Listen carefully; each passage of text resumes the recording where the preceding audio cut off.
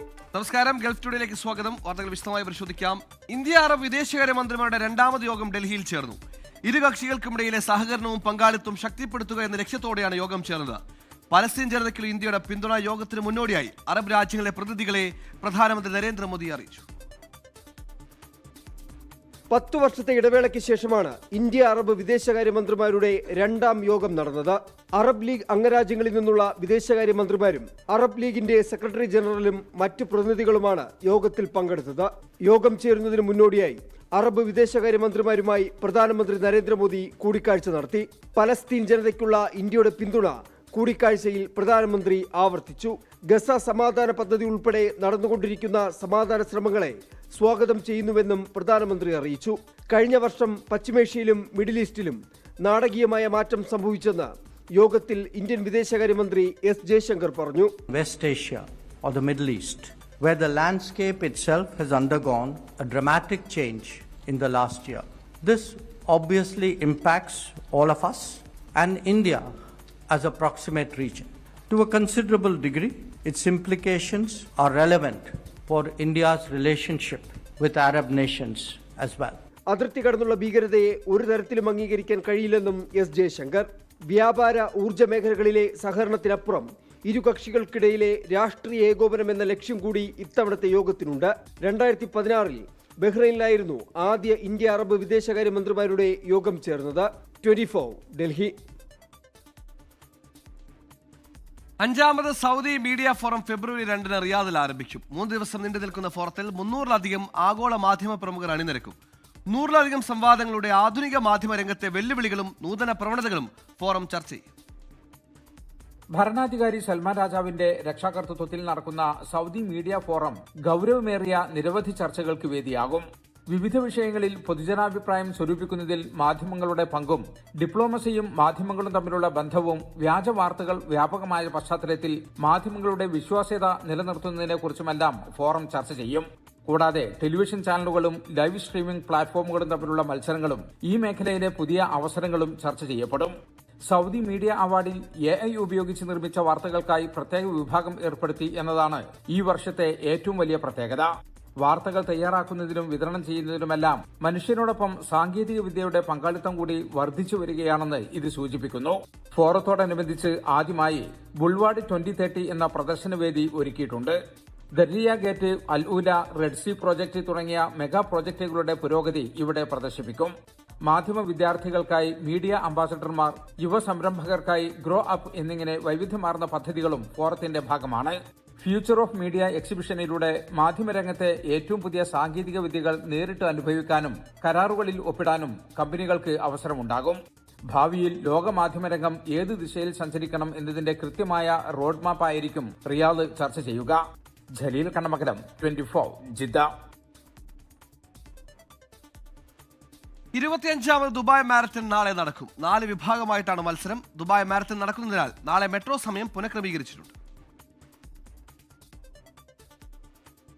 അൽത്തരീം റോഡിലാണ് മാരത്തോൺ തുടങ്ങുക. 42 കിലോമീറ്ററാണ് ഫുൾ മാരത്തോൺ. ഹാഫ് മാരത്തോൺ ആകട്ടെ 21 കിലോമീറ്ററും. 10 kilometre road race, 4 kilometre fun run എന്നിങ്ങനെ വിവിധ ഇനങ്ങളും മത്സരങ്ങളുടെ ഭാഗമാണ്. ഫുൾ റൺ രാവിലെ 5:45 ആരംഭിക്കും. മാരത്തോൺ മാസസ് രാവിലെ 6:30 തുടങ്ങുക. 10 കിലോമീറ്റർ റേസ് 8 മണിക്കും 4 കിലോമീറ്റർ ഓട്ടം 10 മണിക്കും തുടങ്ങും. മദീനത്ത് ജുമൈറയ്ക്ക് ശേഷമുള്ള അൽ സുഫൂഹിൽ വെച്ചാണ് 10 കിലോമീറ്റർ 4 കിലോമീറ്റർ റേസുകൾ ആരംഭിക്കുക. 20,000-ലധികം പേർ ദുബായ് റണ്ണിന്റെ ഭാഗമാകും. സുക്കീം സ്ട്രീറ്റിനും അൽ തുയ്മ സ്ട്രീറ്റിനുമിടയിലുള്ള റോഡ് അർദ്ധരാത്രി 1 മണി മുതൽ അടച്ചിടുമെന്ന് റോഡ് ട്രാൻസ്പോർട്ട് അതോറിറ്റി അറിയിച്ചു. മറ്റ് ഭാഗിക ക്രമീകരണങ്ങളും നടത്തിയിട്ടുണ്ട്. മെട്രോ സർവീസ് രാവിലെ 5 മണി മുതൽ അർദ്ധരാത്രി വരെ ഉണ്ടാകും. സാധാരണയായി ഞായറാഴ്ചകളിൽ രാവിലെ 8 മണിക്കാണ് ദുബായ് മെട്രോ പ്രവർത്തനം ആരംഭിക്കുക. 24 ദുബായ്. UAE-യിൽ പെട്രോൾ ഡീസൽ വില കുറച്ചു. പെട്രോൾ വിഭാഗങ്ങൾ സൂപ്പർ 98-ന് 8 ഫിൽസിന്റെ കുറവാണ് ഉണ്ടായത്. 1 ലിറ്ററിന് 2.45 ദിർഹമാണ് പുതിയ വില. ഇന്ത്യൻ രൂപയിൽ കണക്കാക്കുമ്പോൾ ഏകദേശം 61.16 വില. ഇന്ത്യയിൽ സൂപ്പർ പെട്രോൾ ലിറ്ററിന് ശരാശരി 105 രൂപയാണ് നൽകേണ്ടത്. E+91-ന് 8 ഫിൽസിന്റെ ഇടിവുണ്ടായി. സ്പെഷ്യൽ 95-ന് 9 ഫിൽസിന്റെ കുറവാണ് ഉണ്ടായത്. ഡീസലിന് 3 ഫിൽസിന്റെ ഇടിവോടെ 1 ലിറ്ററിന് 2.52 ദിർഹമായി. ആഗോള ക്രൂഡ് ഓയിൽ വിപണിയിലെ മാറ്റമാണ് ആഭ്യന്തര വിപണിയിലും പ്രതിഫലിച്ചത്. UAE-യുടെ എണ്ണയിതര വ്യാപാരം സർവകാല റെക്കോർഡിൽ 3.8 ട്രില്യനായാണ് വ്യാപാരം വർദ്ധിച്ചത്. എണ്ണ ഇതര കയറ്റുമതിയിലും വലിയ നേട്ടമാണ് ഉണ്ടായിരിക്കുന്നത്. ഏറ്റവും പുതിയ കണക്കുകൾ പങ്കുവച്ച് UAE വൈസ് പ്രസിഡന്റും പ്രധാനമന്ത്രിയുമായ ഷെയ്ഖ് മുഹമ്മദ് ബിൻ റാഷിദ് അൽ മഖ്തൂമാണ് UAE-യുടെ നേട്ടങ്ങൾ വ്യക്തമാക്കിയത്. കഴിഞ്ഞ ഒരു വർഷം മാത്രം എണ്ണ ഇതര വ്യാപാരം 1 ട്രില്യൺ ദിർഹമായി. ആകെ വ്യാപാരം 3.8 ട്രില്യനായി ഉയർന്നു. 26% വർധനവാണ് ഒരു വർഷമുണ്ടായത്. എണ്ണ ഇതര വ്യാപാര വരുമാനം 813 ബില്യണായി ഉയർന്നു. 45% വളർച്ചയാണുള്ളത്. 2031 ലക്ഷ്യമിട്ടിരുന്ന നേട്ടങ്ങളാണ് 5 വർഷം മുൻപ് തന്നെ UAE സ്വന്തമാക്കിയിരിക്കുന്നത്. എണ്ണ ഇതര വരുമാനം ലക്ഷ്യമിട്ടുള്ള കരാറുകളും പദ്ധതികളും പ്രാവർത്തികമായി. നിക്ഷേപ സൗഹൃദ രാജ്യമായി UAE പൂർണ്ണാർത്ഥത്തിൽ വളർന്നു കഴിഞ്ഞെന്ന് Sheikh Mohammed bin Rashid Al Maktoum എക്സിൽ കുറിച്ചു. സ്വകാര്യ മേഖലയിൽ വലിയ വിപ്ലവം നടന്നു. കൂടുതൽ പങ്കാളിത്ത കരാറുകൾ ഉണ്ടാക്കും. ഓരോ വിഭാഗങ്ങളെയും അനുമോദിച്ച Sheikh Mohammed bin Rashid Al Maktoum ഈ നേട്ടം ഇരട്ടിയാക്കണമെന്നും ആവർത്തിച്ചു. 24 ദുബായ്. ലൈംഗിക കുറ്റവാളി ജെഫ്രി എപ്സ്റ്റീനുമായി ബന്ധപ്പെട്ട കൂടുതൽ ഫയലുകൾ പുറത്തുവിട്ട് US നീതിന്യായ വകുപ്പ്. 3 ദശലക്ഷം പേജുകളും 1,80,000 ചിത്രങ്ങളും 2,000 വീഡിയോകളും അടങ്ങിയ രേഖകളാണ് ഔദ്യോഗിക വെബ്സൈറ്റിൽ പ്രസിദ്ധീകരിച്ചത്. അമേരിക്കൻ ജനങ്ങൾക്ക് മുമ്പിൽ സുതാര്യത ഉറപ്പാക്കാനാണ് ഫയലുകൾ പുറത്തുവിടാൻ വൈകിയതെന്ന് US deputy attorney general Todd Blanche വ്യക്തമാക്കി. എപ്സ്റ്റീൻ ഫയൽസിലെ പ്രധാനമന്ത്രി നരേന്ദ്രമോദിക്കെതിരായ പരാമർശം തള്ളി കേന്ദ്ര സർക്കാർ. പരാമർശം അവജ്ഞയോടെ തള്ളിക്കളയുന്നുവെന്ന് വിദേശകാര്യ മന്ത്രാലയം. 2017 പ്രധാനമന്ത്രി നരേന്ദ്രമോദി ഇസ്രായേലിലേക്ക് ഔദ്യോഗിക സന്ദർശനം നടത്തിയിരുന്നത് മാത്രമാണ് വസ്തുതയെന്ന് വിദേശകാര്യ വക്താവ് രൺധീർ ജയ്സ്വാൾ പറഞ്ഞു. We have seen reports from an email message from the so-called Epstein files that has a reference to the Prime Minister and his visit to Israel. Beyond the fact of the Prime Minister's official visit to Israel in July 2017, the rest of the allusions in the email are little more than trashy ruminations by a convicted criminal which deserve to be dismissed with the utmost contempt. Epstein ഫയൽസിലെ പരാമർശം നാണക്കേടാണെന്ന് കോൺഗ്രസ് വിമർശിച്ചു. Jeffrey എപ്സ്റ്റീനുമായുള്ള ബന്ധം എന്താണെന്ന് നരേന്ദ്രമോദി വ്യക്തമാക്കണമെന്ന് കോൺഗ്രസ് ആവശ്യപ്പെട്ടു. Budget പാസാക്കുന്നതിൽ അവസാന നിമിഷം പരാജയപ്പെട്ടതിനെ തുടർന്ന് അമേരിക്ക വീണ്ടും ഭാഗിക ഭരണസ്തംഭനത്തിലേക്ക്. മുൻ നിശ്ചയിച്ച സമയപരിധിക്കുള്ളിൽ US കോൺഗ്രസ് അംഗീകാരം നൽകാത്തതിനെ തുടർന്നാണ് ഫെഡറൽ ഫണ്ടിങ്ങിൽ തടസ്സം നേരിട്ടത്. ഡിപ്പാർട്ട്മെന്റ് ഓഫ് ഹോംലാൻഡ് സെക്യൂരിറ്റിക്കുള്ള പുതിയ ഫണ്ട് അനുവദിക്കുന്നതുമായി ബന്ധപ്പെട്ട ചർച്ചകൾ വഴിമുട്ടിയതോടെ സുപ്രധാന വകുപ്പുകളുടെ പ്രവർത്തനം തടസ്സപ്പെട്ടു. സെക്യൂരിറ്റി, ഗതാഗതം, ആരോഗ്യം, തൊഴിൽ മന്ത്രാലയം എന്നീ വകുപ്പുകൾക്ക് ഷട്ട്ഡൌൺ നടപടിക്രമങ്ങൾ തുടങ്ങാൻ നിർദ്ദേശം നൽകി. ഡൽഹി ചെങ്കോട്ട സ്ഫോടനത്തിൽ പ്രതികൾ നടത്തിയത് വൻ ഗൂഢാലോചനയെന്ന് NIA കണ്ടെത്തൽ. രാജ്യത്തെ ഗ്ലോബൽ കോഫി ചെയിന്റെ ഔട്ട്ലെറ്റുകളിൽ സ്ഫോടനം നടത്താനായിരുന്നു പദ്ധതി. പ്രതികളുടെ ചോദ്യം ചെയ്യലാണ് നിർണായക വിവരങ്ങൾ ലഭിച്ചത്. ഡൽഹി ചെങ്കോട്ട സ്ഫോടനത്തിൽ NIA കസ്റ്റഡിയിൽ കഴിയുന്ന പ്രതികളുടെ ചോദ്യം ചെയ്യലാണ് ഗൂഢാലോചനയുടെ വിവരങ്ങൾ പുറത്തുവന്നത്. പ്രതികൾ സ്ഫോടനം നടത്താൻ ലക്ഷ്യമിട്ടത് രാജ്യത്തെ ഗ്ലോബൽ കോഫി ചെയിന്റെ ഔട്ട്ലെറ്റുകൾ. ഇതിനായി ഡൽഹിയിലെയും രാജ്യത്തെ മറ്റ് നഗരങ്ങളിലെയും ഔട്ട്ലെറ്റുകൾ തെരഞ്ഞെടുത്ത് സ്ഫോടനം നടത്താൻ ലക്ഷ്യമിട്ടു. ഗസയിലെ ഇസ്രായേൽ സൈനിക നടപടിക്ക് സ്ഫോടനങ്ങളിലൂടെ മറുപടി നൽകുക എന്നതാണ് പ്രതികൾ ആഗ്രഹിച്ചതെന്നും ചോദ്യം ചെയ്യലിൽ വ്യക്തമായി. എന്നാൽ ഗൂഢാലോചനയിൽ പ്രതികൾക്കിടയിൽ അഭിപ്രായ വ്യത്യാസം ഉണ്ടായിരുന്നുവെന്നും അന്വേഷണത്തിൽ കണ്ടെത്തി. ജമ്മു കശ്മീരിലെ സുരക്ഷാ സേനയെ ലക്ഷ്യം വെച്ച് ആക്രമണം നടത്താൻ പ്രതികളിൽ ചിലർ ആവശ്യപ്പെട്ടിരുന്നു എന്നാണ് വിവരം. ഫരീദാബാദിൽ നിന്ന് വൻ സ്ഫോടക വസ്തുക്കൾ കണ്ടെടുക്കുകയും പ്രതികൾ അറസ്റ്റിലാവുകയും ചെയ്തതോടെയാണ് വൻ പദ്ധതി പാളിയത്. അൽ ഖ്വയ്ദയുടെ ഭാഗമായ അൻസാർ ഗസ്വത്ത് ഉൽ ഹിന്ദിന്റെ പ്രവർത്തനങ്ങൾ പുനരുജ്ജീവിപ്പിക്കാനാണ് പ്രതികൾ ആഗ്രഹിച്ചത്. കഴിഞ്ഞ 4 വർഷമായി വൈറ്റ് കോളർ ശൃംഖല സജീവമായിരുന്നുവെന്നും അന്വേഷണ സംഘം കണ്ടെത്തി. 24 ഡൽഹി. ഓസ്ട്രേലിയയിലെ പെർത്തിൽ വൻ നാശം വിതച്ച കാട്ടുതീയുടെ കാരണം തേടുകയാണ് അധികൃതർ. സിഗരറ്റ് കുറ്റിയിൽ നിന്നാണ് തീ പടർന്നതെന്നാണ് പോലീസ് സംശയിക്കുന്നത്. പെർത്തിൽ നിന്നും റോയനിൽ ജോൺസൺ തയ്യാറാക്കിയ റിപ്പോർട്ടിലേക്ക്. എലൻബ്രൂക്ക് മേഖലയെ ഭീതിയിലാഴ്ത്തി പടർന്നു പിടിച്ച കാട്ടുതീയുടെ പിന്നിൽ ഒരു സിഗരറ്റ് കുറ്റിയാണെന്ന് പോലീസ് വിശ്വസിക്കുന്നു. തീ മനഃപൂർവ്വം വെച്ചതാകാനുള്ള സാധ്യതയും അന്വേഷണ ഉദ്യോഗസ്ഥർ തള്ളിക്കളയുന്നില്ല. സംഭവവുമായി ബന്ധപ്പെട്ട് എന്തെങ്കിലും വിവരം നൽകുന്നവർക്ക് $25,000 പ്രതിഫലം പ്രഖ്യാപിച്ചിട്ടുണ്ട്. എലൻബ്രൂക്കിലെ കുന്നിൻ പ്രദേശങ്ങളിൽ അതിവേഗം പടർന്നു പിടിച്ച തീ വലിയ തോതിലുള്ള നാശനഷ്ടങ്ങൾ വരുത്തി. നിരവധി വീടുകൾക്കും കൃഷിയിടങ്ങൾക്കും ഭീഷണിയായി മാറിയ ഈ അഗ്നിബാധ നിയന്ത്രിക്കാൻ അഗ്നിശമന സേനാംഗങ്ങളും സന്നദ്ധ പ്രവർത്തകരും വലിയ പ്രയാസം നേരിട്ടു. കാട്ടുതീക്ക് കാരണം സിഗരറ്റ് കുറ്റിയാണെന്ന് പ്രാഥമിക അന്വേഷണത്തിൽ വ്യക്തമായതോടെ അശ്രദ്ധമായി വലിച്ചെറിയുന്ന ഇത്തരം വസ്തുക്കൾ ഉണ്ടാക്കുന്ന ഭീഷണിയെക്കുറിച്ച് പൊതുജനങ്ങൾക്ക് മുന്നറിയിപ്പ് നൽകിയിരിക്കുകയാണ് അധികൃതർ. സമൂഹത്തിന് വലിയ നഷ്ടങ്ങൾ വരുത്തിവെക്കുന്ന ഇത്തരം പ്രവർത്തികൾക്ക് പിന്നിൽ പ്രവർത്തിച്ചവരെ കണ്ടെത്തേണ്ടത് അത്യാവശ്യമാണെന്ന് പോലീസ് സൂചിപ്പിച്ചു. ഇതുമായി ബന്ധപ്പെട്ട സൂചനകൾ ലഭ്യമാക്കാൻ പൊതുജനങ്ങളുടെ സഹായവും അവർ അഭ്യർത്ഥിച്ചു. പ്രകൃതിയെയും പൊതുസ്വത്തിനെയും സംരക്ഷിക്കാൻ ഓരോ വ്യക്തിയും ശ്രദ്ധാലുവായിരിക്കേണ്ടതിന്റെ പ്രാധാന്യം ഈ സംഭവം അടിവരയിടുന്നു. ഓസ്ട്രേലിയയിൽ നിന്നും 24-ന് വേണ്ടി റോയാനിൻ ജോൺസൺ.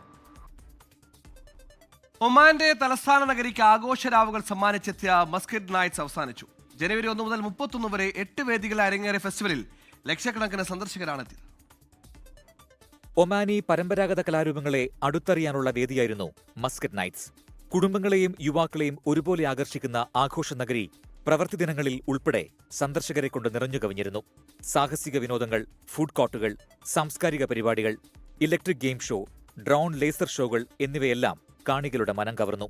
8 വേദികളിലായാണ് ഇത്തവണ ഫെസ്റ്റിവൽ അരങ്ങേറിയത്.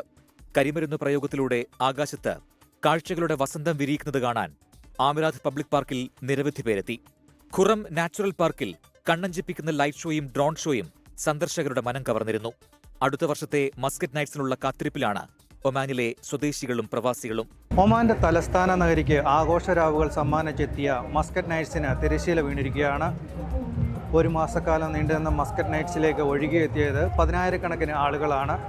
മസ്കറ്റ് നൈറ്റ്സ് വേദിയായ അമറാത്ത് പാർക്കിൽ നിന്നും ബിനുവസ് കൊട്ടാരക്കര, 24.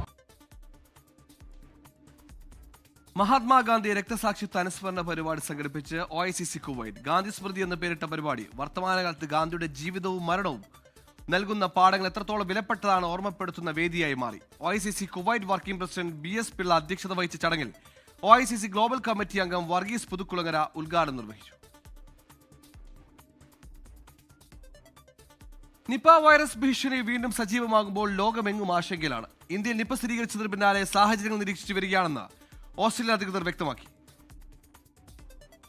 കഴിഞ്ഞ ഏതാനും ദിവസങ്ങളായി ഓസ്ട്രേലിയയിലെയും ന്യൂസിലൻഡിലെയും മാധ്യമങ്ങളിൽ വളരെ പ്രാധാന്യത്തോടെയാണ് ഇന്ത്യയിലെ പശ്ചിമ ബംഗാളിൽ റിപ്പോർട്ട് ചെയ്യപ്പെട്ട നിപ വൈറസിന്റെ വാർത്ത കൊടുക്കുന്നത്. ഓൺലൈൻ മാധ്യമങ്ങൾ ഉൾപ്പെടെയുള്ള മാധ്യമങ്ങൾ ചർച്ച ചെയ്യുന്നത് വീണ്ടും ഒരു ലോക്ക്ഡൌൺ വേണ്ടിവരുമോ എന്നതും ഇന്ത്യയിൽ നിന്നും വരുന്ന യാത്രക്കാർക്ക് ഹെൽത്ത് സ്ക്രീനിംഗ് ഏർപ്പെടുത്തേണ്ടതുണ്ടോ തുടങ്ങിയ കാര്യങ്ങളാണ്. ന്യൂസിലൻഡിലെ ഒരു ഓൺലൈൻ മാധ്യമം കുറച്ചുകൂടി കടന്ന് ദിവസവും 1 ലോഡ് ഇന്ത്യക്കാരാണ് ന്യൂസിലൻഡിലേക്ക് വരുന്നത് എന്ന രീതിയിലും വാർത്ത കൊടുത്തിരുന്നു. ഓസ്ട്രേലിയൻ ഗവൺമെന്റ് ഇന്ത്യയിലെ സ്ഥിതിഗതികൾ സൂക്ഷ്മമായി നിരീക്ഷിച്ചുകൊണ്ടിരിക്കുകയാണെന്ന് പ്രതികരിച്ചിട്ടുണ്ട്. യാത്രക്കാർക്ക് മുന്നറിയിപ്പുകളും ആരോഗ്യ നിർദ്ദേശങ്ങളും പുറപ്പെടുവിച്ചിട്ടുണ്ട്. എന്തുകൊണ്ടാണ് ഇവിടങ്ങളിൽ ഈ വാർത്തയ്ക്ക് ഇത്ര പ്രാധാന്യവും ജനശ്രദ്ധയും ലഭിക്കുന്നത്? കോവിഡ് ജനങ്ങളിൽ ഉണ്ടാക്കിയ ഭീതിയാണോ? ഒരു അസുഖം പടർന്നു പിടിച്ച് ഒരുപാട് നാശനഷ്ടങ്ങൾ വരുത്തുന്നതിന് മുൻപ് തന്നെ അതിനെ പ്രതിരോധിക്കണമെന്നുള്ള ചിന്തയാണോ? കൂടാതെ സാമ്പത്തിക സാമൂഹിക ലക്ഷ്യങ്ങളും ഇതിന് പിറകിലുണ്ടാകാം. ലോകാരോഗ്യ സംഘടനയുടെ കണക്കനുസരിച്ച് നിപ വൈറസ് ബാധിച്ചവരിൽ 75% വരെ മരണസാധ്യതയുണ്ട്. വവ്വാലുകൾ, പന്നികൾ അല്ലെങ്കിൽ രോഗം ബാധിച്ച വ്യക്തികളിൽ നിന്ന് നേരിട്ടുള്ള സമ്പർക്കം വഴിയാണ് നിപ വൈറസ് പടരുന്നത്. പനി, തലവേദന, മയക്കം, സ്ഥലകാല ബോധമില്ലായ്മ, എൻസെഫലൈറ്റിസ് പോലുള്ള ഗുരുതരമായ ലക്ഷണങ്ങളോടെയാണ് രോഗം പ്രകടമാകുന്നത്. ചുമ, ശ്വാസമുട്ടൽ തുടങ്ങിയ ശ്വാസകോശ സംബന്ധമായ പ്രശ്നങ്ങളും ചിലരിൽ കണ്ടുവരാറുണ്ട്. ഇന്ത്യയിൽ നിന്ന് വരുന്ന യാത്രക്കാർക്കും അടുത്തിടെ ഇന്ത്യ സന്ദർശിച്ചവർക്കും പ്രത്യേക ആരോഗ്യ പരിശോധനകൾ ഏർപ്പെടുത്താനുള്ള സാധ്യത ഓസ്ട്രേലിയയിൽ നിലനിൽക്കുന്നുണ്ട്. നിലവിൽ നിപ വൈറസിനെതിരെ പ്രത്യേക മരുന്നുകളോ വാക്സിനോ ലഭ്യമല്ലാത്തതിനാൽ രോഗം വരാതെ സൂക്ഷിക്കുക എന്നതാണ് ഏറ്റവും പ്രധാനം. വ്യക്തി ശുചിത്വം പാലിക്കുക, രോഗബാധ സാധ്യതയുള്ള മൃഗങ്ങളുമായുള്ള സമ്പർക്കം ഒഴിവാക്കുക, തിളപ്പിച്ചാറിയ വെള്ളം മാത്രം കുടിക്കുക തുടങ്ങിയ മുൻകരുതലുകൾ സ്വീകരിക്കണമെന്ന നിർദ്ദേശവുമുണ്ട്. എന്തായാലും ഒരു മഹാമാരി പടർന്നു പിടിച്ച് മനുഷ്യജീവനുകൾ അപകടപ്പെടുത്തുന്നതിന് മുൻപ് തന്നെ അതിനെ പ്രതിരോധിക്കേണ്ടത് അത്യന്താപേക്ഷിതമാണ്. ഓസ്ട്രേലിയയിൽ നിന്നും 24-ന് വേണ്ടി Penina Mathew. Welcome back. Saudi അറേബ്യയിലെ പ്രമുഖ സമൂസ ലീഫ് നിർമ്മാതാക്കളായ അഷ്കർ സ്വീറ്റ്സ് തങ്ങളുടെ സാന്നിധ്യം കൂടുതൽ വിപുലീകരിക്കുന്നു. അസീർ മേഖലയിലെ ബിഷയിൽ കമ്പനിയുടെ പുതിയ ശാഖ കഴിഞ്ഞ ദിവസം പ്രവർത്തനം ആരംഭിച്ചു. സൗദിയിലുടനീളം ഗുണമേന്മയുള്ള ഉൽപ്പന്നങ്ങൾ എത്തിക്കുക എന്ന ലക്ഷ്യത്തോടെയാണ് പുതിയ ചുവടുവെപ്പ്.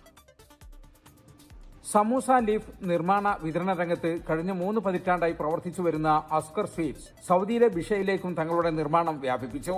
അസീർ മേഖലയിലെ കമ്മീഷ് വിഷയത്തിൽ നിന്ന് തുടങ്ങിയ പ്രയാണം ഇന്ന് ഉയർന്ന നിലവാരത്തിലുള്ള ഉൽപ്പന്നങ്ങളുമായി സൗദിയുടെ വിവിധ ഭാഗങ്ങളിൽ സജീവമാണ്.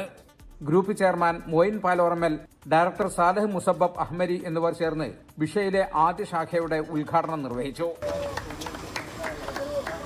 ഇപ്പോൾ ഇവിടെയുള്ള ഒരുവിധം വലിയ വലിയ സൂപ്പർ മാർക്കറ്റുകളിലൊക്കെ ഞങ്ങൾ സാധനം കൊടുക്കുന്നുണ്ട്. ഇപ്പോൾ അതോടനുബന്ധിച്ചിട്ട് ഇവിടെ ഇപ്പോൾ ബിഷയിൽ ഇപ്പോൾ ചാലുവാക്കിയതാണ് പുതിയ ബ്രാഞ്ച്. പിന്നെ അടുത്ത് ഞങ്ങൾക്ക് നെജറാനിലൊക്കെ ചാലുവാക്കേണ്ടതുണ്ട്.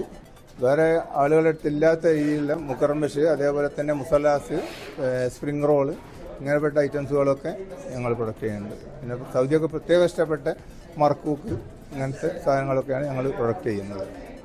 പിന്നെ അത്രയും നല്ല ക്വാളിറ്റിയിലുള്ള സാധനങ്ങളാണ് ഞങ്ങൾ കൊടുക്കുന്നത്. മാനേജിംഗ് പാർട്ണർമാരായ ജിൻഷാദ് അലി, നസീൽ, മാനേജർ അജാസ് എന്നിവരും സന്നിഹിതരായിരുന്നു. ബ്രാഞ്ച് പ്രതിനിധികളായ സഫീർ, അജ്മൽ, സിദ്ദീഖ് എന്നിവർക്കൊപ്പം അഷ്റഫ് ഓമശ്ശേരി, അഷ്റഫ് കുറ്റിച്ചൽ തുടങ്ങി സാമൂഹിക സാംസ്കാരിക രംഗത്തെ പ്രമുഖരും സ്വദേശി പ്രമുഖരും ചടങ്ങിൽ പങ്കെടുത്തു. ഇവിടെ സൗദി അറേബ്യയിലുള്ള എല്ലാ വലിയ സൂപ്പർ മാർക്കറ്റുകളും നമ്മളിപ്പോൾ ഡെലിവറി ചെയ്തുകൊണ്ടിരിക്കുന്നുണ്ട്. ഇപ്പോൾ ഓൺലൈൻ ആപ്ലിക്കേഷനായ നിഞ്ച, ഹാങ്കർ സ്റ്റേഷൻ, ജാഹിസ്, അങ്ങനെ ഒരുവിധം എല്ലാ ജനങ്ങളിലേക്ക് എത്തിക്കാനുള്ള എല്ലാ സൗകര്യവും നമ്മളിവിടെ ചെയ്തിട്ടുണ്ട്. നിലവിൽ 10ഓളം വ്യത്യസ്ത ഇനം സമൂസ ലീഫുകളാണ് അസ്കർ സ്വീറ്റ്സ് വിപണിയിലെത്തിക്കുന്നത്. വിപുലീകരണത്തിന്റെ അടുത്ത ഘട്ടമായി നജ്റാനിലും ഉടൻ ശാഖ ആരംഭിക്കും. വരും മാസങ്ങളിൽ ജിദ്ദ, റിയാദ്, ദമാം, ജിസാൻ തുടങ്ങിയ പ്രധാന നഗരങ്ങളിൽ സ്വന്തമായി നിർമ്മാണ കേന്ദ്രങ്ങൾ ആരംഭിക്കാനാണ് മാനേജ്മെന്റ് ലക്ഷ്യമിടുന്നത്. ബിഷയിൽ നിന്നും ജലീൽ കണമകലം, 24. കുവൈറ്റ് വയനാട് ജില്ലാ അസോസിയേഷന്റെ 2026 പ്രവർത്തന വർഷത്തേക്കുള്ള വനിതാ വേദി ഭാരവാഹികളെ തെരഞ്ഞെടുത്തു. കൺവീനറായി ജസ്ന മൻസൂറിനെയും ജോയിന്റ് കൺവീനറായി ഷീജ പി നായരെയും തെരഞ്ഞെടുത്തു. ടോം സി ജോണിയാണ് secretary. Joint secretary Lisha Peter, Raheela K ആണ് ട്രഷറർ. കോർഡിനേറ്ററായി ഷാരി രാജേഷിനെയും തെരഞ്ഞെടുത്തു. അൽ മദീന പ്രീമിയർ ലീഗിന് ഷാർജയിൽ തുടക്കമായി. 10 ടീമുകളാണ് MPL-ൽ മാറ്റുരയ്ക്കുന്നത്. അൽ മദീന ഗ്രൂപ്പിന്റെ ചരിത്രത്തിലെ ഏറ്റവും വലിയ ആഭ്യന്തര ടൂർണമെന്റാണ് ഇത്തവണത്തെ. വിവിധ ടീമുകളുടെ ജേഴ്സി പ്രകാശനത്തിന് പിന്നാലെ DCS ടെല്ലാർ ഗ്രൗണ്ടിൽ ആരംഭിച്ച വാശിയേറിയ ലീഗ് ചാമ്പ്യൻഷിപ്പിൽ 10 ടീമുകളാണ് പോരാട്ടത്തിനിറങ്ങുക. അൽമദീന മാംഗോ ഹൈപ്പർ മാർക്കറ്റുകളുടെ മാതൃകമ്പനിയായ അൽമദീന ഗ്രൂപ്പിന് കീഴിൽ ജീവനക്കാർക്കായി നടക്കുന്ന ഏറ്റവും വലിയ ടൂർണമെന്റാണിത്. ഗ്രൂപ്പിന് കീഴിലുള്ള വിവിധ ഡിവിഷനുകളെയും ഉപകേന്ദ്രങ്ങളെയും പ്രതിനിധീകരിച്ചുള്ള ടീമുകളാണ് ടൂർണമെന്റിൽ പങ്കെടുക്കുക. Al Madina challengers, mango kings, click on legends, profit 11, MNC dominators, Techorbit royals, Al Hind golden 11, ഡോട്ടോക്, ഒയാസിസ് ബ്ലാസ്റ്റേഴ്സ് എന്നിവയാണ് ടീമുകൾ. ഗ്രൂപ്പിലെ വിവിധ വിഭാഗങ്ങളെ പ്രതിനിധീകരിക്കുന്ന ടീമുകളാണിത്. ഒരു ടൂർണമെന്റ് എന്നതിനേക്കാൾ ഗ്രൂപ്പിന് കീഴിലെ ജീവനക്കാരുടെ അഭിരുചികളുടെയും വിവിധ വിഭാഗങ്ങളെ പരസ്പരം ബന്ധിപ്പിക്കുന്ന സുശക്തമായ ഇഴയെടുപ്പത്തിന്റെയും ആഘോഷമാണിതെന്ന് അൽമദീന ഗ്രൂപ്പ് മാനേജ്മെന്റ് ചൂണ്ടിക്കാട്ടി. ടീം സ്പിരിറ്റ് വർദ്ധിപ്പിക്കുന്നതിനുള്ള നീക്കമായി കൂടിയാണ് മാനേജ്മെന്റ് ടൂർണമെന്റ് സംഘടിപ്പിച്ചത്. ജീവനക്കാരുടെ പങ്കാളിത്തവും പ്രോത്സാഹനവും കൊണ്ട് ആവേശഭരിതമായ അന്തരീക്ഷത്തിലായിരുന്നു ഉദ്ഘാടന മത്സരം. 24 ദുബായ്. സിനിമകളിൽ ചിത്രീകരിക്കുന്ന കുറ്റകൃത്യങ്ങൾ സമൂഹത്തെ സ്വാധീനിക്കുന്നുണ്ടെന്ന വാദത്തെ അംഗീകരിക്കുന്നില്ലെന്ന് തിരക്കഥാകൃത്തും നടനുമായ മുരളി ഗോപി. ചരിത്രത്തിലെ ഏറ്റവും ക്രൂരന്മായ ഭരണാധികാരികൾ കുട്ടികളുടെ സിനിമകളാണ് ഇഷ്ടപ്പെട്ടിരുന്നതെന്ന് മുരളി ഗോപി പറഞ്ഞു. കൊച്ചി ജെയിൻ സർവകലാശാലയുടെ സമ്മിറ്റ് ഓഫ് ഫ്യൂച്ചറിൽ പങ്കെടുത്ത the anatomy of A screen play എന്ന വിഷയത്തിൽ സംസാരിക്കുകയായിരുന്നു അദ്ദേഹം. മനീഷ് നാരായണൻ മോഡറേറ്ററായ ചർച്ചയിൽ തന്റെ സിനിമകളിലെ രാഷ്ട്രീയ പശ്ചാത്തലത്തെക്കുറിച്ച് സംസാരിച്ച മുരളി ഗോപി കമ്മാര സംഭവം, തീർപ്പ് തുടങ്ങിയ ചിത്രങ്ങളിലെ രാഷ്ട്രീയ സംഘർഷങ്ങൾ യാദൃശ്ചികമല്ലെന്ന് വ്യക്തമാക്കി. ഒരു സിനിമയുടെ ഓരോ തലത്തിലുള്ള കൃത്യമായ പ്ലാനിംഗ് ആവശ്യമാണ്. വെറും ഉപരിപ്ലവമായ കാര്യങ്ങൾക്കപ്പുറം ഓരോ കഥാപാത്രവും സ്വാഭാവികമായി പരിണമിക്കണം. ചുറ്റുമുള്ളവരിലും തന്നിലും താൻ കാണുന്ന ഗ്രേ ഷെയ്ഡുകളാണ് തന്റെ കഥാപാത്രങ്ങൾക്കുള്ളതെന്നും അദ്ദേഹം കൂട്ടിച്ചേർത്തു. ഗ്രേയുടെ പല ഷെയ്ഡ്സിലും പല ഹ്യൂസിലും മാത്രമേ ക്യാരക്ടേഴ്സിനെ വരയ്ക്കാൻ പറ്റൂ. രസച്ചരടിൻ്റെ കാര്യം പറഞ്ഞപ്പോൾ രസച്ചരട് മുറിഞ്ഞു പോകാതെ ഒരു കോണ്ടന്റ് നമുക്ക് മുന്നോട്ട് വയ്ക്കാൻ പറ്റുമോ എന്നുള്ളൊരു ശ്രമമുണ്ട് എനിക്ക്. അത് മാത്രമേ ഒരു ശ്രമം എന്നുള്ള നിലയിൽ പറയാൻ പറ്റൂ. ക്യാരക്ടേഴ്സിൻ്റെ നേച്ചർ നോക്കുകയാണെങ്കിൽ I don't like drawing my characters in pure black and white. I see all the characters around me, including myself, as grey people with grey shades. So that is the kind of characters that I write as well. ഭയം തോന്നിയാൽ തീരുന്നതാണ് സർഗാത്മകത. പിന്നെ എഴുതാൻ കഴിയില്ല. വരുന്നിടത്ത് വെച്ച് കാണാമെന്ന് തീരുമാനിക്കുകയേ വഴിയുള്ളൂ. Cinema എപ്പോഴും പ്രേക്ഷകരെ രസിപ്പിക്കുന്നതാകണമെന്നാണ് തന്റെ ആഗ്രഹമെന്നും മുരളി ഗോപി പറഞ്ഞു. 24 കൊച്ചി.